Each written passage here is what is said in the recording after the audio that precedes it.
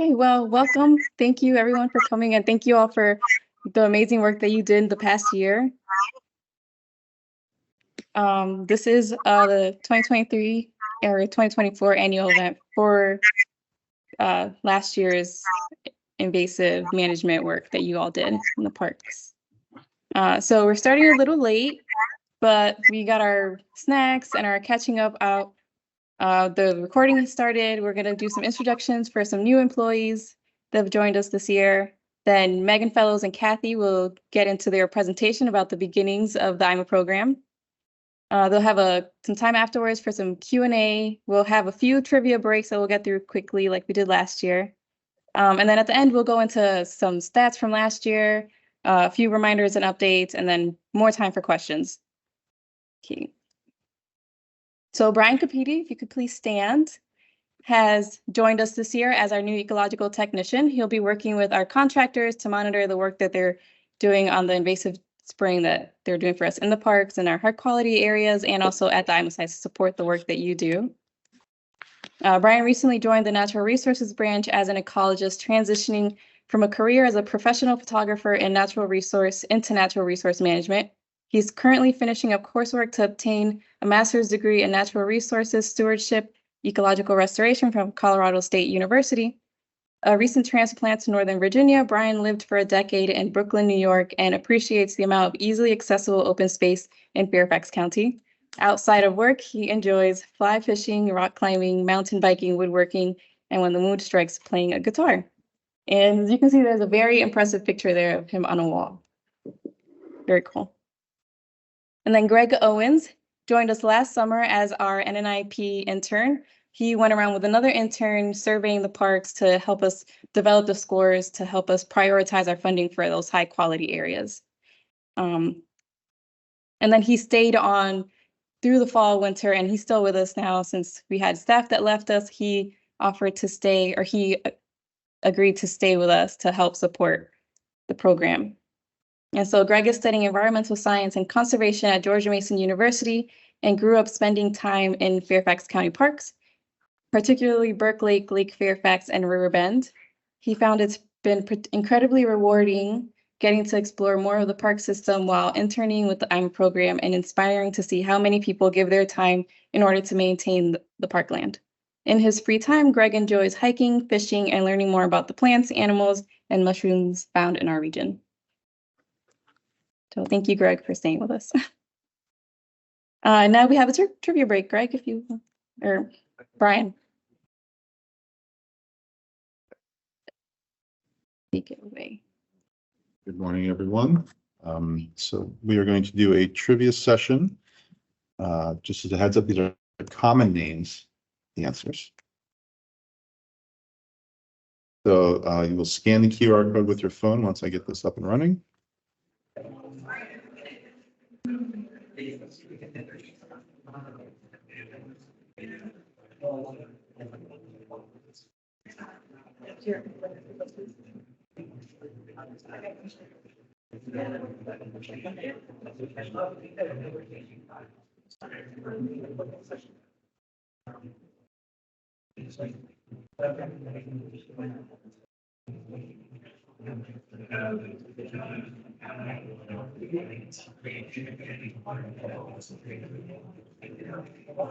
Is anybody still working on it?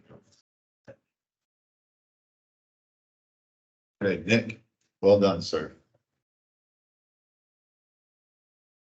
Congratulations to Nick.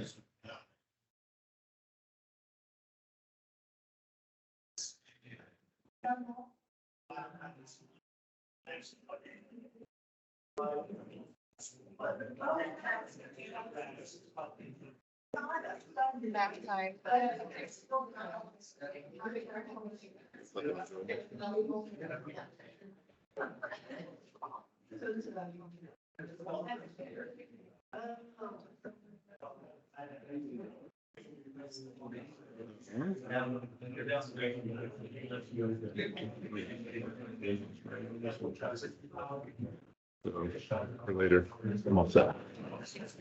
Yeah, look in there for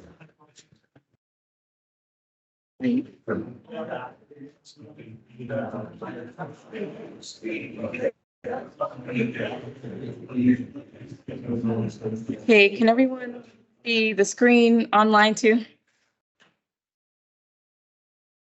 Yes. Okay. Okay, good.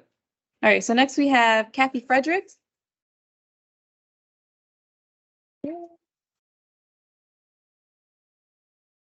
Okay, so Kathy is currently an ecologist too with the Landscape Legacy and Sustainability Program under the Park Authority's Natural Resource Branch. She provides a maintenance assistance to various parkland properties and programs. She participates in prescribed burns, oversees herbicide contractors, and develops integrated pest management plans. Having been the first IMA volunteer coordinator at IMA's inception, she will share some slides in a few minutes. So Kathy, like the slide says, she started first when the IMA program first started. She was the first volunteer coordinator, and then she left to join other agencies and travel the world. And then she came back to join Stormwater, and then she left them and just came back to the Natural Resources branch with the maintenance program last year. And so she helped me a lot last year while we were short-staffed, and then she helped again with this presentation. And so Kathy, if you want to come on up.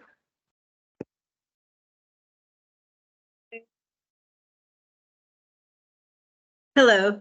It's been great seeing new faces and some old faces here. So thank you for allowing me to be a part of this. The first two are from the beginning of IMA, and you'll hear me repeat that in the beginning because I still have my dark hair. Can't really see me in the third one. But anyway, I'm going to go on to the next slide where we get to introduce Megan Noe Fellows. So Megan is the brainchild of the IMA program, and I'm really excited for you all to hear how she got IMA started. I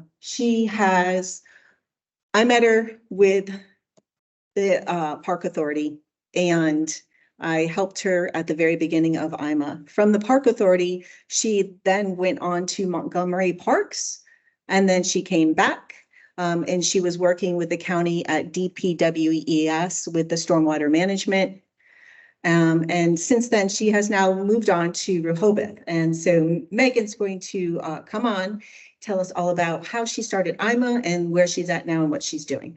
So let's see if, so in the beginning, there was Megan, and then there was Kathy. Just some quick fun photos to show you there. Yes, so Megan, hopefully you can hear us, and hopefully we'll be able to hear you. In the beginning, it was a pretty dark time in the native plant resistance.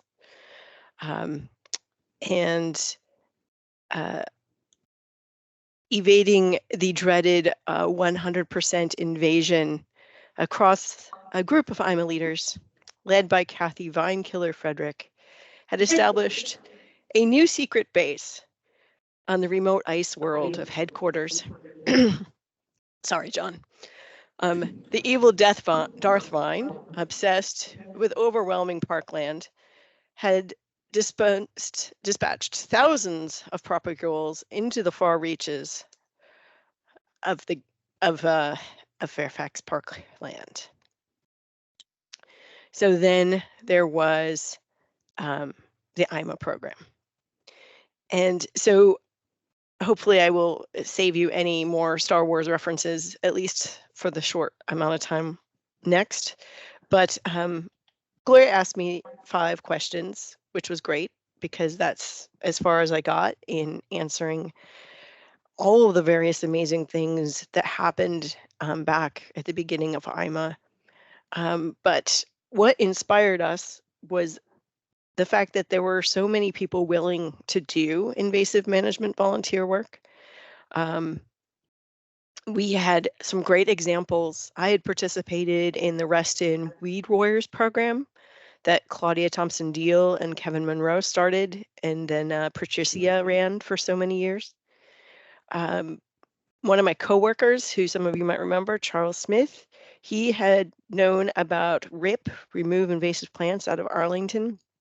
And then Montgomery County Parks also had a Weed Warriors program, and they actually started the whole idea of volunteers managing invasive plants on parkland. what was the process to get it approved? That is only a question that a county official would enjoy. But let it just be said that every rule that IMA has was part of the process to get it started. There were IMA was the first program that the Park Authority had that allowed volunteers to manage volunteers. And this was really innovative and mind-blowing at the time and caused a lot of gray hairs in our risk management office. So we had a lot of rules in the beginning. I think probably some of those are still in place. But all those rules allowed us to eventually get the green light to let the project go forward. And I guess Joan was talking with Matt Bright this morning and mentioned how data-driven I was. And that was all part of the process to get it approved and started as well.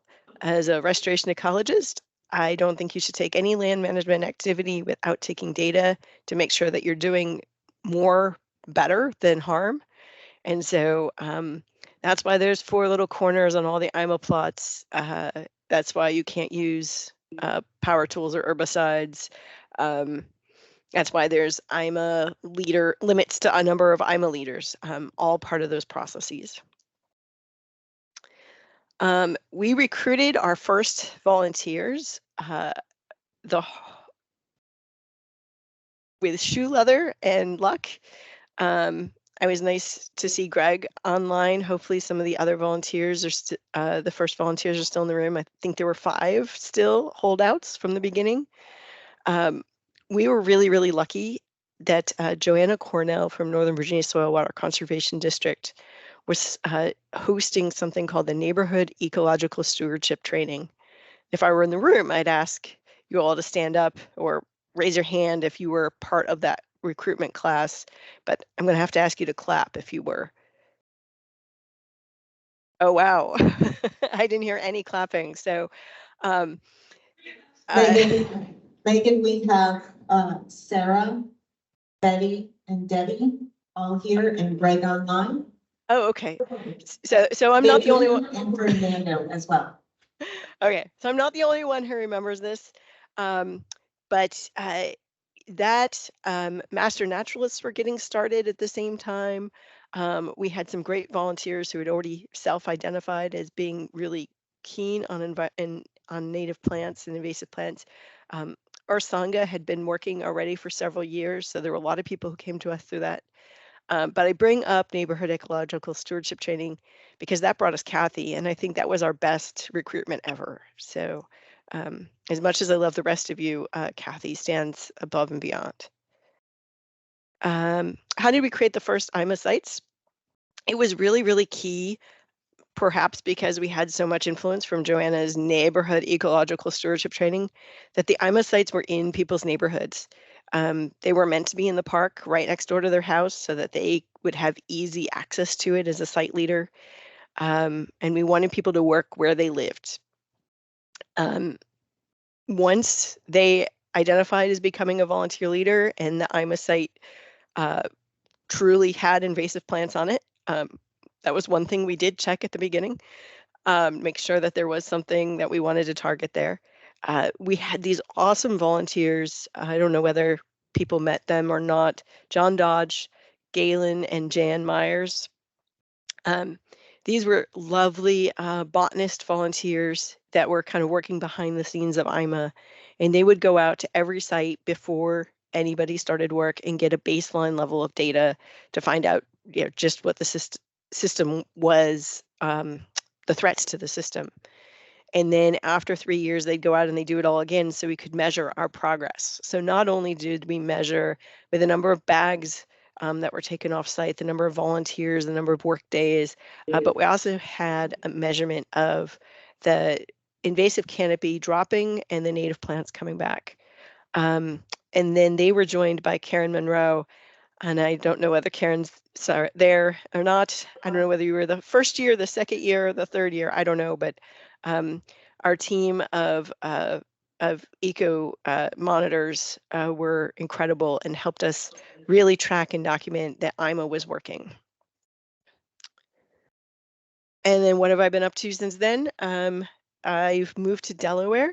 I run a science and restoration program and a not-for-profit here on Rehoboth Indian River and Little Assawoman Bay. I still work on vegetative ecology restoration issues. I've been doing a lot of tree plantings, buffer plantings, forest recovery, and with that, it is time to push this back over to Kathy, but continue to fight the good fight, Gloria, and all the invasive management area volunteers. Thank you. All right. So thank you, Megan. It's always fun to hear how programs start, and I loved hearing old names and different Weed Warrior projects that happen around us. And for those who are interested, I brought some old papers and articles, and I do have a paper over on the table there about Nest. That was part of the beginning of IMA. So my presentation is basically going to be a slideshow of various pictures from in the beginning. And I'll try to be quick about it. But for those who know me, you know I can ramble and go off on tangents. So, but this first slide, I love showing how you have the original IMA logo on the bottom right, and then what it currently is. And I love how they still have our mile a minute. It's such an easy plant to have and identify, and that they've incorporated the Park Authority emblem in there as well. Okay, I'm going to go back up. Okay, as Megan mentioned, a lot of times the IMA sites that were chosen is because we had someone who lived within the community near a park that they wanted to go in and work on. And this slide shows just some of the things that were bothering those and you all, lovely IMA leaders. And we realized the invasive issue was a problem. We have the monocultures, and the left side Pachysandra monoculture is not that big, but it's adjacent to a stream where it's going to fragment possibly and go downstream. We're so extremely thankful that we have volunteers such as yourselves that will go out and remove that, so we don't have to worry about those fragments that will be brought down into who knows where. I love the fact that IMA has grown, and you now have tree savers, that volunteers that go out and remove the vines. You have these boa constrictor vines, or you have the English ivy vines that obviously are detrimental to our trees. And of course, you have to have the mile a minute pull on the top right. But having you all in this program is amazing. And I was always super impressed and always very thankful. And I am so happy to know that the program continues. As Megan mentioned, we had John, Galen, and Jan as our volunteer botanists. I learned so much from these gentle souls. We were out there in the summer and spring, often twice a week. They helped with every single site, documenting. You can see Jan here diligently detailing every plant we found within those parcels. And those first parcels were limited to, I believe it was half an acre, right, Megan? Anyway, okay, half an acre. And this was a problem for some of our site leaders because they wanted to continue and go beyond that. But one thing that I learned from Megan is you back everything with science, and you back everything with metrics that you can share with others to show the importance of the program you're working in. And John, Galen, and Jan were wonderful getting out there and identifying the percentage of both native and non-natives. And they literally helped me put the corners on those plots. You can see in the second one from the left, they're actually sawing a PVC pipe. And then they were hammering them into the ground, placing flags into them, and then we would do double flagging on the nearest tree or grapevine, whatever could mark those corners. And they would go back, as Megan said, and continue collect data, so we would have those metrics showing that yes, the volunteer program does work. You can make a difference. You remove the invasives, you plant the natives, and our ecosystems, our parklands are much better for it. So thank you. As Megan mentioned, we added more ecological monitors. In the bottom right, you see Karen Monroe that Megan mentioned, and we also brought in interns. I'm not sure the ones with the bandana, those are some of the interns. I'm not sure if that's at a bat box, but right away, right off the bat, they were able to pull some mile a minute and save some baby bats that had fallen from the box and couldn't get back up because of the mile a minute. So it was really great. But it added our EDRR component, which Greg has been doing a wonderful job continuing. And you all, eyes on the ground for us, just phenomenal. And I'm so glad that Brian's coming in with all his GIS knowledge to continue and help with that. So in the beginning, I had to purchase a lot of tools, and we got different kinds of loppers and pruners and whatnot. But our favorite is the weed wrench. We even had a golden weed wrench. I don't know what we did with that. Yes, somebody won a golden weed wrench. And then later on, Megan developed these wonderful ID cards that the site leaders could have on site that were very clear and concise of what to look for in native lookalikes, and made sure they were waterproof so that they would last out in the field and were very hardy. You see Joanne Allen holding one up in that top right. And then of course, later on, we have all the planting supplies that we would have to support your efforts. One thing that I know is super, super important because of Megan is signage. It is so important to have signs of what you are doing and why you are out there. And they have changed over the years, and I don't have one of the current ones. But for the community to understand what you're doing and why you're doing it, especially when you're busy working out in the field or when you're not right there, there's a number, there's a website. Vivian, it was great. She wanted to have a PVC pipe with a, hey, there's a workday happening now, today, or this weekend. This is showing it in the top middle when I placed it at Falstaff. Oh no. And so it was great to have the different signs. And once we brought in herbicide control, then we would require our IPC to put up the chemical has been placed. So what my slides are next are of some of the different sites and some of the great volunteers that have been out there and the site leaders that have overseen those sites. I may not have all of the originals, but I just wanted to share some fun photos. And so we start with Americana with Dwayne. He was lucky enough to have UPC come out and help on a work day. And Philip Latassa was, he's a site leader, was a site leader at Lake Accotink, and he often went to Americana as well to help. At Annandale, I love this top left photo because it shows the bucket hats that we got for the site leaders and the old olive green. Yep, Sarah's got one there. We originally started with white shirts and they got stained so quickly. I almost brought my old one to show you, but so we switched to the olive.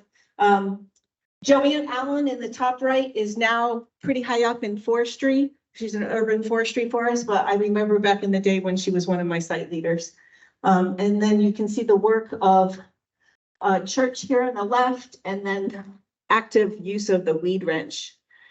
Brentwood, so Brian at Brentwood, he is one of the site leaders that lives literally adjacent to the park. And he reached out and said, hey, when I come home from work, I just want to go out and I want to help the trees. I want to remove the invasives. May I do this? And so that's how he joined and became a site leader. The top right is his wife and small child. They would come out and help at times.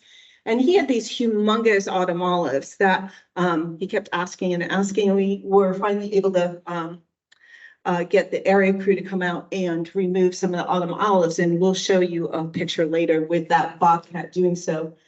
And because Brentwood is so close to our actual office, we had a staff workday. And you see across diagonally, that's from that staff workday that came out to support his site. At Burnmar, we have Claire. And I love this. I love the photos here, just watching people all work together and out clearing invasive, just clearing up the parklands. What I loved about what Claire would do is she would have a sign-up sheet, which is golden. If you're not using sign-up sheets, you should, because then you can be sure to follow up with those random teenagers that come in just for those certain volunteer hours, or it gives you somebody to follow up with. And she helped make sure that we had that portable PVC pipe sign as well. At Falstaff, we had Susan and several other site leaders would come out and help work at Falstaff, and you'll get a clear picture of the biobark that we used in the plantings and later on, but we were trying different methodologies and different tools and different support systems. So we wanted a biodegradable tree shelter, and that's what you see in the background there. Now at Fred Crabtree, at the end where you see the fence in the top right, you pull up to this dead end. And on the other side of that fence was a monoculture, a huge monoculture of archangel. And we had these scouts come out and put down newspapers with mulch on top of it. I have not been back, but I'm going tomorrow, and I'm so super excited to see the state of that site now. But it's a great team building for these scouts, and they had a great time out there. Dan Buford at Holmes Run is another one of the site leaders that lives literally adjacent to where he wanted to work. So it's the stream valley. He said, I see the English ivy. May I please remove it? And you can see the child on the left. This boy has created a wonderful donut around that tree. And then you have a pile of ivy on the bottom right. The bottom middle picture is of my oldest daughter. I would often drag my kids out. I could have put plenty of other pictures, but that was a Martin Luther King volunteer day. So I know that you all have utilized that day, that volunteer day as well. At Idlewood, we've got Betty in the back here. Betty, thank you so much. It was great. She had some good groups that came out there. We had Great American Restaurant. I was like, what is that? But they came out as a group, and they did some great removals. We had some schools. And I love this tug of war with the vine that the kids get. And we still do that today of getting great pictures of the volunteers either holding up their vines or having their tug of wars. But Idlewood is looking really great. And I know it's expanded to the back area. Apparently we have other workers there. So wonderful work. Thank you so much. Alexa Warden in the white volunteer shirt. She runs the GW Community School, not too far, a couple blocks from Kings Park. And so she takes her students and she has them come to the park and learn about ecology and the importance of removing invasives. And I mean, look at those wonderful May apples in the bottom right that are now able to grow because the English ivy has been removed. This is Philip Latassa. He's one of my very first site leaders. He was and still is a workhorse. He battled kudzu out at Lake Aquatink. And so you can see the root tubers in the top picture. And then, so with that weed wrench and those vines, isn't that amazing? Okay, so he would pull, readjust the weed wrench and pull some more and just continue to do that. And that's how much he was able to pull out. It was crazy. He was lucky enough that keeping track of all those metrics again, of how many bags were collected, how many work days and all that. He had the 1,000th work day was at his site. So I made that tiny little sign for him. But the before and after shots, this is after all his diligent work, but also because we brought out the York rake. And you see the York rake in the bottom left, that's it pulling through the kudzu. And we realized we needed to give you more support, both mechanically and with herbicide, because some of the plants, yes, English ivy you can pull up. Porcelainberry, if you get the root system, or bittersweet, if you get the root system, yes, definitely. But if it's larger, you need to actually cut and paint it with herbicide to actually stop it from growing back again. So we grew the IMA program outside of what you all do manually. So we brought the York rake, the bobcat. This is the one that we brought out to Brentwood to support Bryant with his large autumn olives. And then later on, the top right is after I left. So I left and Aaron took my place. And then from there, you've got Gloria, well, you've got Jazz, Patrizia, and Gloria. And they currently, like When I came back to the Park Authority recently, one of the first things I did was to join Gloria and do some chainsaw work for an IMA leader that needed some big pieces cut. So just wonderful. The other support that you get from the Park Authority is, there we go. We got John Hopkins in the top right? He has been with us since day one, and he still is helping. Other area managers just coming out and collecting those bags from all the bags that you would collect. The bobcat in the bottom, plants later on, which is always wonderful. Once you remove those invasive species, you want those plants in to help shade out any more invasives. And then we had a proclamation of, we're going to have an invasive plant removal day. And that's where that IPR comes from, was from back. And I think it's, I don't quote me on the date, could be like 2007, 2008. I'd have to look at the paperwork on the table there. But I'm so thankful that we do have the support of our county staff and board. At Mason District, we tried another methodology of solarization. We put down a tarp there. Mason has been lucky enough to have 2 different site leaders. Richard started it, and then Bob was nice enough to pick up afterwards. This Servathon picture on the top left, that was a huge group from Emmanuel Church. So a lot of support, a lot of things happening there at Mason. Here's some more pictures from just the tarping. Again, I need to get out and get eyes on these sites to see where they're at now. But we were trying all different types of control that we could have our volunteers work with. At Royal Lake, Greg, thank you. I can't see you, but I hear you're on. So thank you so much for everything. These are his wonderful photos. And it's something that I failed to do properly. I took plenty of pictures, but when you put it up, you can't really tell where it is from the site. So his are very clear. You can see the before and afters. And look at the beautiful natives that have come in since the English ivy was pulled at Royal Lake. And Royal Lake has grown tremendously. We have some Royal Lake IMA site leaders here. So it's not only Greg at Royal Lake now.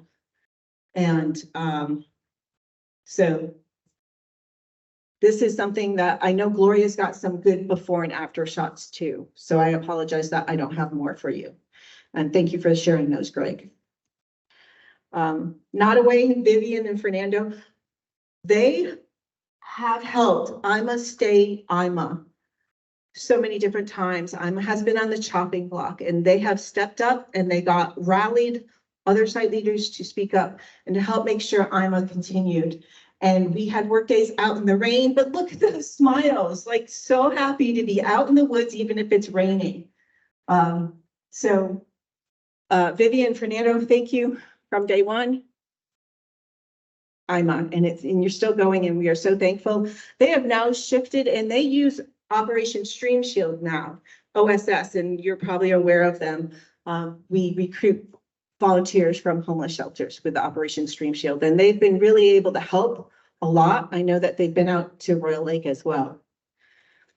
At Rutherford Park, it was great going through these old photos. I saw this and I went, oh, I remember those school kids. They were great. And you can see some up near the window over there because I had a whole poster board at one point. But look at the smiles on their face. They're so happy to have pulled English ivy, right? They're so happy to have saved a tree. And you made that possible. And you helped so many learn about the environment. So you may have these random students that come in for just 1 work day or 2 work days. But don't be discouraged by that, because you had the opportunity to educate them and to bring them into being ecologically, give them that ecological mindset. So thank you for doing that. And so these little kids now, this is 2006, they're what, in their 20s, right? So I would love to know what they are doing these days. I know for sure that there is one girl I dragged out with my daughter to Rutherford Park.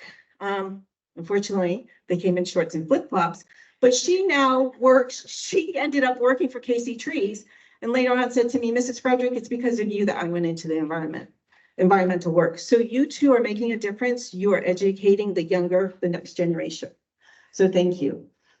Just real quick, Robin is one of our site leaders who have passed. A couple of our botanists have passed as well, but Robin was a steadfast worker out at Turner Farms.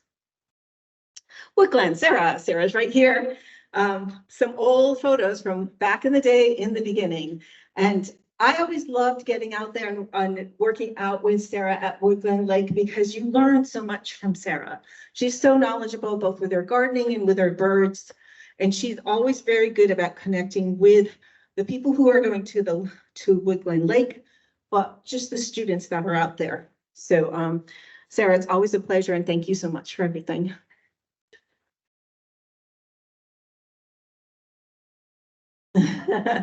Yeah, so it's great. Just a few other site leaders, not necessarily from the first couple of years, but I remember going out to Chapel Road with Mary, and it's just such a pretty setting. No matter where you are, you're out in the woods, and it's a good day, right? You're making a difference, you're saving some trees. And we are so thankful for all the time that you put into helping our parklands be healthy. And you have proven that it does work. Volunteers can get out there, oversee different teams working together. Here's the biobark in the bottom left. Volunteers do make a difference. You are making a difference. You are making our parklands healthier, and we are very thankful for that. Just quick shots of a few scouts, your students. Some large events. Now that was always fun when Deloitte came in with their impact day and there's hundreds of volunteers coming to one site. They only wanted to come to one site, but you figure it out and you rally and you get out there and you help make sure that they have a successful, fulfilling work day.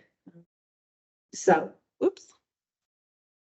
And like I said, we brought in the herbicide for, to support your efforts. And just before I left, Megan made sure that we released the Mile-a-Minute weevil. And to this day, you can see evidence that it is still out there working.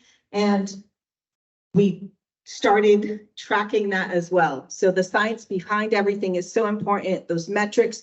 So turning in your volunteer hours, letting Gloria know, like submitting that is so super, super important because you need those numbers, you need those metrics so that we can say, it is working. This is how many hours have come in. This is how many acres. This is how many bags.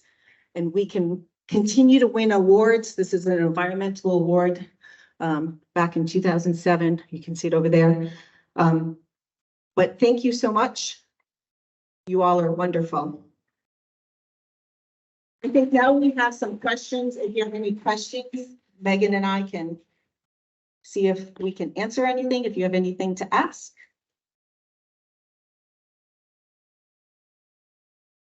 Yes.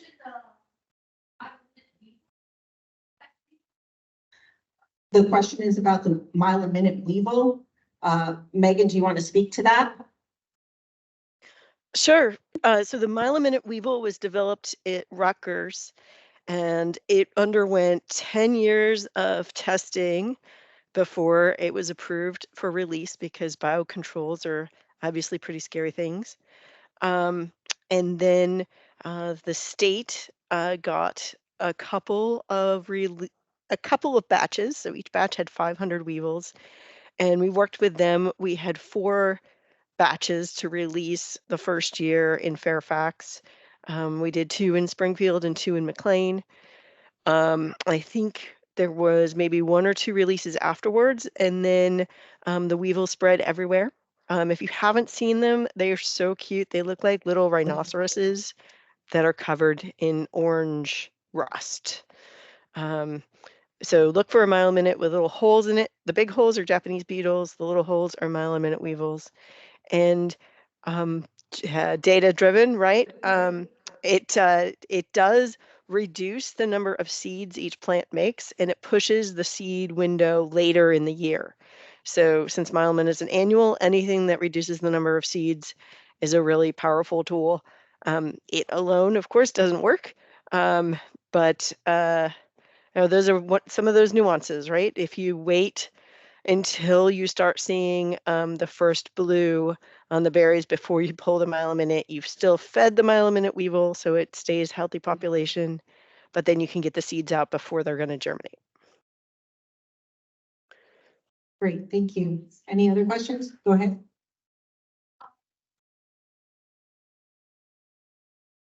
Did you hear that question, Megan? When is it good to do the solarization?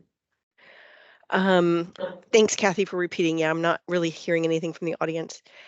So solarization is great where you have nothing native left in your above ground seed or vegetation, right? So if you cover something with plastic, you are baking it. So you want to make sure that you have a really, really, really, really low quality site, and then that you have enough sun that you're going to be able to get temperatures up to the point where you're going to make any of the invasive seeds inactive. Thank you. Anyone else have any other questions? Yes, in the back.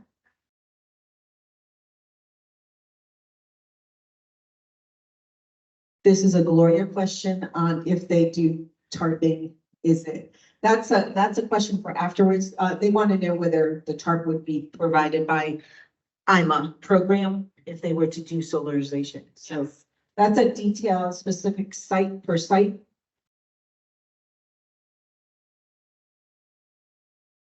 Were you able to hear that? Oh yeah, I have no idea if Gloria has funding or interest in doing solarization.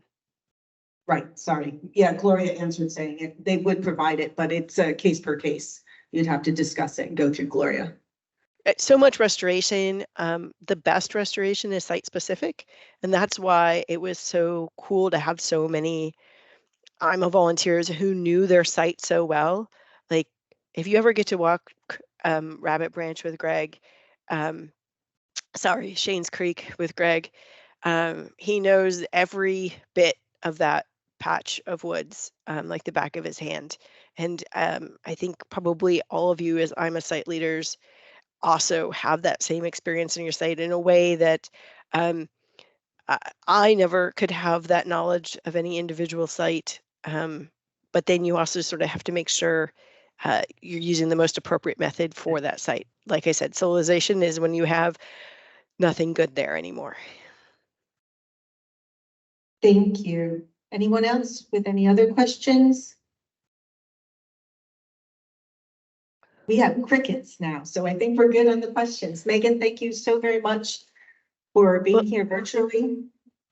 Well, thanks for inviting me. This has been a fun trip down memory lane, and it's so nice to see all the ways that IMA has grown and taken hold and hopefully is firmly rooted in the Park Authority in a way that we couldn't have even dreamed of before we got loud and put signs all over everything to tell everybody what we were doing. So thank you so much. Thank you, Megan. Okay, now we're going to look at stats from last year. And even though you didn't have as much staff support as you normally would, the stats do not reflect that at all. So here we have the 2022 stats from 2 years ago, and then from last year, what you guys did. And so there's like less than 10 work days less, not a huge deal, but over 1,000 more volunteers signed up for your work days. Like 3,000 more volunteer hours were completed. There are less bags, but that's because we got more dumpsters. So very good. And then almost 1,000 more native plants were planted. And then here's a cool, yeah, right, give yourselves a round of applause. And then here's a cool graph we have from all the volunteer numbers and hours from 2006 up until last year. So we started in 2006 with 454 volunteers, and last year we had 5,847 volunteers. And then in 2006 we had 1,643 volunteer hours, and now we're up to 21,000 volunteer hours. So you guys have really, really grown a lot. And then you can see from 2020 to 2021, there's that big jump. And that's when we really saw that the outreach and the community interest and demand really exploded and took off then. And then some updates and reminders. I'll go through these really quickly because we have a few minutes left. But if anyone wants to stick around and see all the pictures from the sites from last year, feel free. So last year we talked about high school interns joining us in the summer, and that didn't work out, but it looks like it's going to happen this year. And we're looking to get some IMA site leaders to partner with one high school student in the Route 1 area. And so more information will come to that once we get our interns recruited. We'll reach out to site leaders in the area to see who's interested in working with them. It should be 50 hours in 2 months, so it's not a ton of extra work days. Dumpsters, we're still working on the new contract, but it looks like we're gonna have less dumpsters this year just because the price tripled.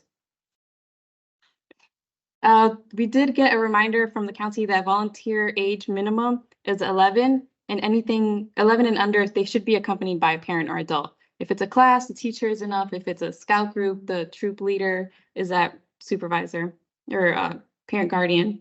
But we did update the website, so volunteers under 11 shouldn't sign up. Their parents will reach out to us and say, can I come with my kid? And we'll go ahead and do that. And then regular reminders that we've mentioned a couple times already. Log your hours before the 5th of every month, because that's when the county pulls all the county volunteer program stats. If you have tools that you're not using, please return them. We're super short on clippers, folding saws, and the little shovel, the little hand trowels that we use for plantings. And so we want to redistribute those out back to the sites that need them this spring. And then, as always, make sure you're doing a safety talk when you have groups of volunteers before you get started, especially if you're using any sharp tools or you have young kids. So be careful with who you're giving the saws and clippers and any loppers. Remind them to be mindful of where their fingers are when they're using those tools and who's around them when they're using the tools. Make sure they're not whipping them around or walking near people using tools. So they're also mindful of and careful for themselves. And that goes for when they're removing plants too. Make sure you remind them not to whip the branches around or just look around them before they yank on those really hard. If your site has any poison ivy, point it out to them before you get started. And then at the end, just remind them to do a tick check before they go home and then again when they get home. And if you're injured while volunteering or your volunteers are injured, we have 2 forms that I can send out later, or you can ask me for them if it happens. But one is just documenting what happened. Were they stung by a bee? Were they cut with a lopper or saw? Or did they trip and hurt their ankle? And then you just send those to us for documentation. And then if they have to go to urgent care or something because they were really hurt, there's a proof of loss form that they can fill out and send back to us so that their medical is covered. And so this ties in back to sign-in sheets and why they're so important, because the sign-in sheets will let us know, yes, this person was here when they were hurt, and they'll be covered by the county's insurance specifically for volunteers. And so Laura Hanley didn't make it here today, but she was our 2023 Outstanding Volunteer of the Year, and she's the one that picked up the restoration work at Idlewood Park, which we saw in the pictures, and she did a really great job working with volunteers, filling tons of dumpsters last year and planting natives. And then here we have our EDRR team who won the Eli Doyle Award last year. And so Debbie and Betty are here. Thank you for coming. And Heidi couldn't make it. But these are the volunteers that are out scouting for new invasives in the county so that we can get to them before they get to the wavy leaf and still grass levels. And these are some pictures from the past year. So Churchill Road, we have volunteers removing porcelain berry in the background. Difficult Run is always buzzing with volunteers, and they get tons of groups, and again, a popular one for dumpsters. And we even get some support from representatives like Dalia Palchik, who's the Providence District rep, or supervisor. So they come out to the site sometimes, which is really great because they get hands-on and pull invasives along with you. Gil McCutcheon, I don't think he was there at the very beginning of the IMA program, but he's been there for quite a while. And he's really done a ton of work with scouts and volunteers in this park. And here's one picture of May apples that he helped save from the rose that was growing right behind it on either side. Justice Park, we have 2 volunteers here who partnered with Ursanga to do native plantings at Justice Park. And they've done a ton of restoration work there and have even brought their daughter out to help them with work days. Kent Gardens out in McLean, they also work with scouts, and they've cleared a lot of invasives and a lot of bush honeysuckle throughout the park. And they've also cleared out at the trailhead where anyone walking into the park will first see this area where they cleared invasives and they did a planting right in front of that sign. Lewinsville Park, another one of Carol, who works at Churchill Road Park. And here you see, this is right at the front of the park, so when you're driving by, you can't miss it, but there was a ton of porcelain berry on the ground and growing up this tree, and she went in with OSS volunteers, and they completely cleared that out and saved that tree from those vines, so you can see it got a haircut there. And so she'll be planting natives this summer, or this spring, and probably into the fall, so to fill that back in. And then OSS at Lakeside Park, working with Mary Ann. Yeah, so they've done a ton of, you see there's a picture of the root of the base of a shrub that they cut. And then they're holding it up as a trophy, another very popular site for dumpsters. And then some areas that they've cleared from ground cover invasives. Open Run out in Vienna had some work days. Here's one at Earth Day that they had where they cleared out some invasives, and they also did a planting that day. Falstaff Park has a new volunteer, Maggie, who's taken over that site and has been working with groups. Again, she hosted a work day on Earth Day also, and they did the usual cleared out invasives. I don't think they planted this day though. Oakton Community Park, we have 2 reps here for Oakton. They've done a ton. If you guys ever go out to that park, yes, they've cleared out a lot of invasives from that park, and they've done multiple plantings. And so here you see a work day on Earth Day for a native planting they did. Lake Lane Park has been with us for a long time also, and this was National Public Lands Day, and we had a lot of work days scheduled, but the rain kind of canceled most of them. But Blake Lane Park went ahead, and Sarah, who is actually at Difficult Run, canceled her work day and sent her volunteers over to Blake Lane to help, and so they got together there. And then here we have David Belova, who's the delegate for Virginia, also getting hands-on at the work days. And you can't miss Sarah because she has a site leader shirt in the picture. This was the Earthanga field trip that we did last summer, where Matt Bright was talking about the natives that they grow there, the rare plants they hold for special restoration projects, and just learn more about the natives in general there. And we can plan another one for this summer also, since that seemed to be popular, yeah. And then this was most recently, a week ago, Brian, Kathy, and I removed some metal caging from a stormwater stream restoration planting site that matured, and took the rolls off with OSS, and then we stored them at Lewinsville for use for you guys this spring and fall. So, and then here's some special days coming up this year to plan ahead for work days. February 20 to 26 is coming up pretty soon, and we'll probably do this plant this, not that, every day post again. Earth Day, National Trails Day, and then National Public Lands Day is on the 28th, but I think the Park Authority is going to do something on the 4th. So more information on that. And I'll send out emails with those dates, and also as we get closer to remind you to send me some work days. Do you guys have any questions? It's 12.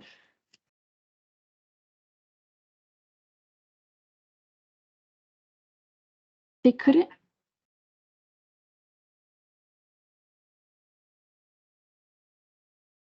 Yeah, definitely. No questions? Yes, Susan.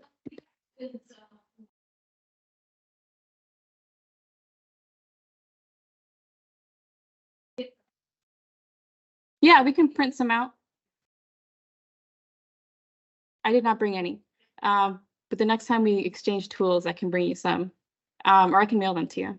But that reminds me, who does not have a first aid kit or needs supplies refilled? Okay.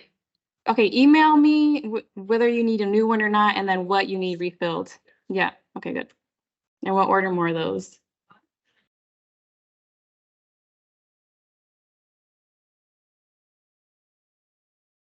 Yeah. Yeah, and then let us know when you're using it and we can refill those. Or if you want to use your own. Which is good, yes. Yeah.